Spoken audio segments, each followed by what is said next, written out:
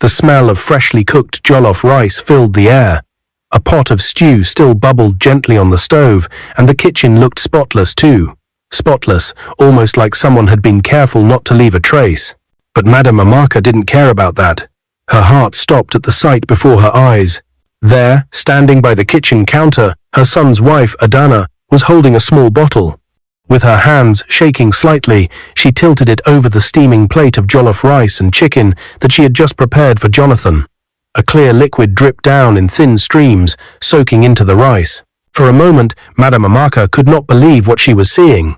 Her legs froze, her breath caught in her throat, and her mind screamed, "No, this cannot be real." But it was. Adana capped the bottle, slid it into a small black handbag on the counter, and carefully set the plate aside as though nothing had happened. She wiped her hands on her wrapper and exhaled, her face hard and determined. That was the moment Madame Amaka couldn't hold back anymore. "What did you just do?" she shouted, her voice trembling with shock and fury. Adana gasped, eyes wide like a child caught stealing. She fumbled with the tray, and before she could steady herself, Johnathan rushed into the kitchen, alarmed by the sound of his mother's voice. "What's going on here?" he asked, looking from his mother to his wife. In that instant, the tray slipped from Adana's hands. The plate crashed to the tiled floor, the rice and chicken scattering, the poisoned food ruined. Madame Amaka's finger trembled as she pointed at Adana. Her voice cracked with pain and disbelief. "Johnathan! Your wife just poisoned your food." Johnathan froze, his eyes darting from the shattered plate to Adana's trembling figure. He couldn't speak, his face was pale, his mouth open, but no words came out. Adana fell to her knees, tears streaming down her cheeks, her hands clutched together like a desperate beggar. "Please, listen to me. It's not what you think," she cried. Madame Amaka's voice grew louder, fiercer. "Not what I think? I saw it with my own eyes. You poured poison into his food." Adana's sobs grew louder, echoing against the cold kitchen walls. She beat her chest with her fists, as if punishing herself. "I swear, I didn't want him dead. I only put a little, just a little, so that when he was rushed to the hospital, I could blame you." She turned her tear-filled eyes toward Johnathan, her voice cracking with guilt. "I was going to say your mother poisoned you with the fruits she brought from her trip. I'm sorry, I'm so sorry." Johnathan staggered back, gripping the wall for support. His entire world seemed to shatter in that moment. "Adana, you plan to frame my mother?" His voice broke. Adana tried to crawl toward him, but he stepped back, disgust written all over his face. "You don't understand," she wailed. "I was under pressure. I was confused. I didn't mean to." But Madame Amaka cut her off sharply. Her voice thundered through the room like a storm. "Enough. Do you even hear yourself? You would rather destroy this family than accept me living here. This is the woman I begged my son not to marry." The room was heavy with silence for a moment, broken only by Adana's muffled cries. Johnathan looked at his mother, then at his wife, his chest heaving as if every breath hurt. His mind was at war, love, betrayal, anger, disbelief, all colliding. And then, his decision came like fire in his words. "Get out," he said coldly. Adana looked up, her tears blurring her vision. "Johnathan, please, don't say that. Please, don't. Get out of my house." His voice rose, filled with a fury she had never heard from him before. The floor beneath Adana seemed to crumble. She sobbed loudly, covering her face with her hands, but Johnathan didn't bend. He didn't move. For Madame Amaka, it was a moment of heartbreak.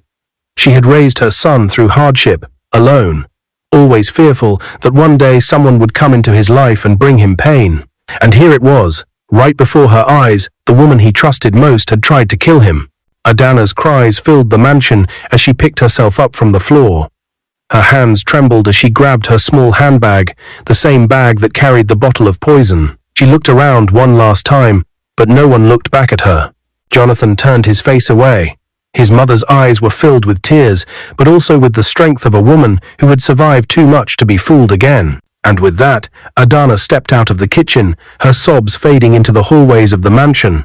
But outside those walls, her story was only beginning, and the road she was about to take would shock everyone who once thought she had it all. Adana's sobs echoed through the empty hall as she stumbled out of the mansion. Her once elegant steps, always poised in high heels and designer gowns, now looked clumsy, broken. She clutched her handbag tightly against her chest, the same bag that carried the poison, and pushed through the massive iron gates of the compound. The night air outside was heavy, pressing down on her as if the world itself was mocking her downfall. Just yesterday, she had dined at the table of wealth, wearing diamonds, sipping imported wine. Now, her own husband had cast her out like a stranger. She wiped her face with trembling hands, whispering through her sobs, "He didn't even give me a chance. He didn't listen." But deep down, she knew the truth. He did listen, he just couldn't forgive. Her mind raced with only one thought. Cynthia. I must go to Cynthia. The streets were quiet as she made her way to her cousin's house. Cynthia was the only person who had ever supported her when she felt suffocated living with Madame Amaka. A divorcee and single mother, Cynthia had always whispered in Adanna's ears, "Don't let his mother control your home. You're the wife. You deserve respect. You must stand your ground." Adana had believed her. She had leaned on her advice like a drowning woman clutching driftwood. Now, in her brokenness, she stood before Cynthia's tall metal gate. Her knuckles banged against it with desperation. "Cynthia, Cynthia, it's me. Please, open the gate." From inside, a light flickered on. Curtains shifted. After a pause, the gate creaked open slightly, and Cynthia stepped out in a nightgown, her arms folded across her chest. Her face was calm, too calm. Adana fell to her knees, clutching Cynthia's feet. "Please, you have to help me. Johnathan threw me out. He knows everything. He knows what I tried to do." Cynthia's brows furrowed.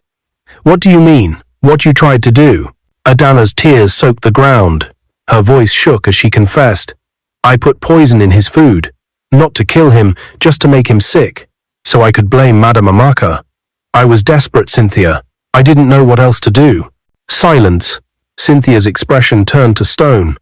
She stepped back slowly, shaking her head. "Adana, do you hear yourself? You've gone mad." Adana reached out, grabbing at her cousin's gown. "Please, I only did it because you told me not to let his mother rule my house. You said I must fight. I thought you'd stand by me." But Cynthia yanked herself free. Her voice was sharp and cold.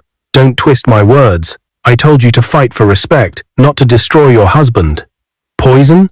Do you realize what you've done? You've ruined yourself." "Cynthia, please." Cynthia stepped back and pushed the gate firmly shut. Her final words slipped through the bars like a knife to Adana's chest. "Go and face the consequences of your bad character. Don't ever bring your shame here." The lock clicked. The light inside went off, and Adana was left outside, in the dark, alone. By morning, news had spread.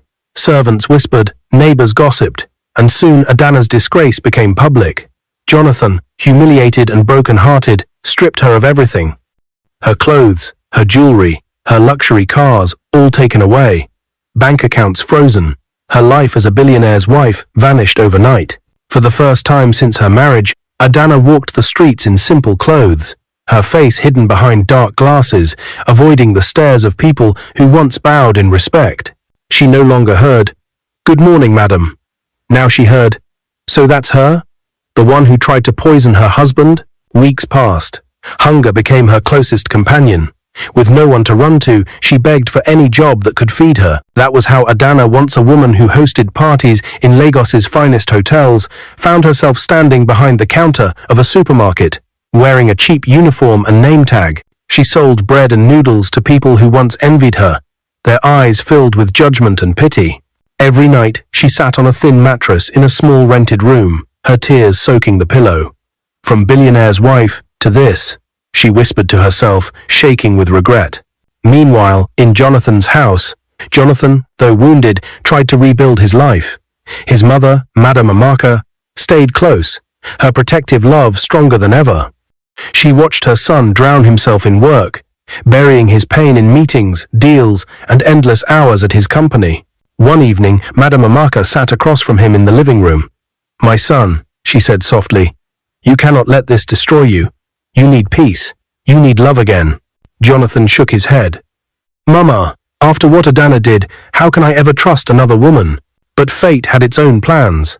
For among his employees was a brilliant young data scientist named Sandra. She admired him not for his wealth, but for his vision, his drive, and his heart. She worked late nights with him, challenged his ideas, laughed at his rare jokes. Slowly, she began to heal the wound Adana left behind, and without knowing it, Johnathan was walking toward a future that would surprise even him. But just when Johnathan thought the shadows of betrayal were behind him, a shocking twist waited ahead, one that would test both his strength and his mother's resolve. The boardroom was silent, except for the steady hum of the air conditioner. Johnathan stood at the head of the long polished table, his voice calm yet firm as he explained a new project his tech company was launching. His employees scribbled notes, nodding in agreement, but one person at the far end of the table caught his attention. Sandra. She was focused, her eyes sharp behind her glasses, typing quickly on her laptop. She didn't glance up even once, yet every word he said seemed to reflect in her work. Unlike others who admired him for his wealth, Sandra admired the ideas. That quiet sincerity, that brilliance, had begun to pull Johnathan toward her like a flame to dry wood. For weeks, Johnathan found himself calling on Sandra for more than just data analysis. They brainstormed late into the night, sometimes eating suya together on the office balcony while watching Lagos traffic crawl beneath them. One evening, after a long day, Sandra leaned back in her chair and laughed at a joke he made. Gee. Johnathan stared at her for a moment, realizing it had been so long since he'd heard laughter in his home. You're different, he said suddenly. Sandra tilted her head. Different how? You don't look at me and see money. You just see a man trying to build something. Her smile softened. Because that's what you are. And honestly, that's enough. Those words sank deep into his heart. For the first time since Adanna's betrayal, Johnathan felt something stirring, something warm, something dangerous. Hope. Months later, the whispers started. Employees smiled knowingly, family members asked questions, and Madame Amaka, ever protective, watched closely. She had feared another woman would break her son, but Sandra's kindness soon won her over. She saw how Sandra cared for Johnathan not as a billionaire, but as a man. The day Johnathan proposed, it was simple. No flashy crowd, no diamond-filled hall. Just him, Sandra, and a quiet dinner, where he slid a ring across the table with shaky hands. Sandra, he whispered, will you walk with me through this life? Through the good and the storms? Sandra's eyes brimmed with tears. She nodded, too choked to speak, and pulled him into an embrace. The wedding followed soon after, a joyful ceremony filled with family, friends, and blessings. Madame Amaka stood tall in her lace attire, tears in her eyes as she watched her son finally find peace. Adanna's shadow no longer lingered in the house, or so they thought. A year later, Sandra gave birth to twin girls, Juliet and Juliana. Their cries filled the mansion with life, their tiny hands gripping tightly onto the fingers of everyone who held them. Johnathan, holding both babies in his arms, felt a kind of joy he had never known. He kissed their foreheads, whispering promises of protection and love. Madame Amaka sang softly as she cradled her granddaughters, her heart swelling with pride. God has restored what the devil tried to steal, she said, her eyes glistening. The mansion, once filled with the pain of betrayal, now echoed with laughter, lullabies, and the soft cooing of babies. But shadows linger. Yet outside those gates, in a small supermarket where the shelves smelled of dust and cheap goods, Adana was struggling. She folded clothes, sold groceries, and counted coins late into the night. Each time she saw a customer leave with more than she could afford herself, she thought of her old life, the marble floors, the chandeliers, the drivers waiting by luxury cars. And each time she laid her head on her thin mattress, she remembered Johnathan's cold words, "Get out of my house." One rainy evening, as she closed the shop shutters, a thought hit her like lightning. Was this her punishment forever? Or could there be redemption? Her hands trembled as she whispered into the dark, "God, if there's still mercy for me, show me." Unbeknownst to her, mercy was already coming, but not in the way she expected. For while Johnathan and Sandra enjoyed their new life, Madame Amaka carried a secret in her heart, a secret decision she would soon make, one that would bring Adana face to face with the family she had nearly destroyed. And when that moment came, the entire city would whisper again, not about Adana the betrayer, but about something far more shocking. The mansion was quiet one afternoon. Sandra was in the nursery, humming softly as she rocked one of the twins to sleep, while Johnathan was in his study going through files. Madame Amaka sat alone in the living room, her hands clasped together. her eyes fixed on the family portraits hanging on the wall. One picture in particular drew her gaze. Johnathan and Adana on their wedding day. The smile on his face then was pure, untouched by betrayal. And though her heart burned whenever she remembered that night in the kitchen, she couldn't silence the small voice whispering inside her, "Forgive." She remembered her late husband, Amaka. How he had always told her, "Amaka, bitterness will only poison you. Mercy keeps a family alive." Tears slipped down her cheeks. She stood up slowly, walked to the study, and placed her hand on Johnathan's shoulder. "My son," she said quietly, "I need to speak to you." Johnathan looked up, tired but attentive. "Yes, Mama?" She hesitated, then breathed deeply. "It's about Adana." Johnathan's jaw tightened instantly. His eyes darkened. "Mama, please don't bring her up. That chapter is closed." But Madame Amaka's voice was steady, firm with a mother's authority. "No, Johnathan, it is not closed until you learn to forgive. You are blessed now, Sandra, the twins, your company. God has restored you, but forgiveness is the true test of your strength." Johnathan leaned back, his heart torn. "Mama, she tried to kill me. She tried to frame you. How do I forgive that?" "You don't forgive because she deserves it," Madame Amaka replied, her eyes glistening.